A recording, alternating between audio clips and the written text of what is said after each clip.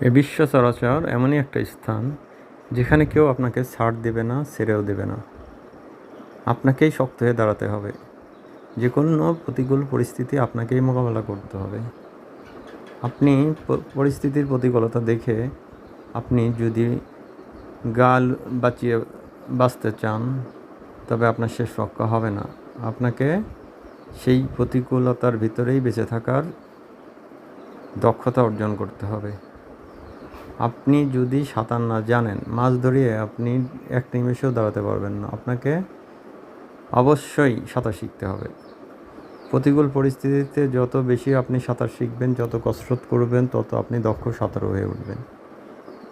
ঠিক এই বিশ্ব চরাচরকে যদি আপনি একটা দরিয়া হিসাবে ভাবেন, তাহলে আপনাকে বেশি বেশি সাঁতার কাটতে হবে।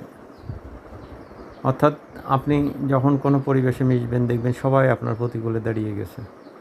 কেউ আপনাকে ছাড়ও দিচ্ছে না, ছেড়েও দিচ্ছে না। যে যেভাবে পারে আপনাকে এক হাত দেখে নিচ্ছে। আবার এটাও মাথায় রাখবেন, আজকে যারা আপনার সবচেয়ে বড় শত্রু, বিপদে তারাই আপনার আপনজন, তারাই আপনাকে বুক আগলে রক্ষা করবে। তবে তার মাঝে আপনাকে কিছু করণীয় সম্পাদন করতে হবে। তা হলো, আপনি একটু গভীরভাবে লক্ষ্য করুন, যারা এই সমাজে টিকে আছে, সবাই আপনাকে ধরে যাচ্ছে তাই করে যাচ্ছে, দেখুন তারাও আবার প্রত্যেকেই কিন্তু একাকী, কেউ কারো নয়। কিন্তু তারা শিখে গেছে কিভাবে দলবদ্ধভাবে নিজেকে রক্ষা করা এবং নিজেকে টিকিয়ে রাখা। যখন আপনি এই দক্ষতাটা অর্জন করবেন, সবাই আপনাকে তখন বরণ করে নেবে। সুতরাং আপনি খুব গভীরভাবে সমাজটাকে দেখুন, বিচার করুন, পর্যালোচনা করুন, স্টাডি করুন। সবাইকে স্টাডি করুন এবং ধীরে ধীরে আপনি এগিয়ে যান। এক সময় দেখবেন যে আপনার সেই বড়ি পরিবেশটা আপনার কাছে অতি মধুময় হয়ে উঠেছে। সবাইকে ভালো লাগছে, পৃথিবী ভালো লাগছে, সব কিছুই ভালো লাগছে।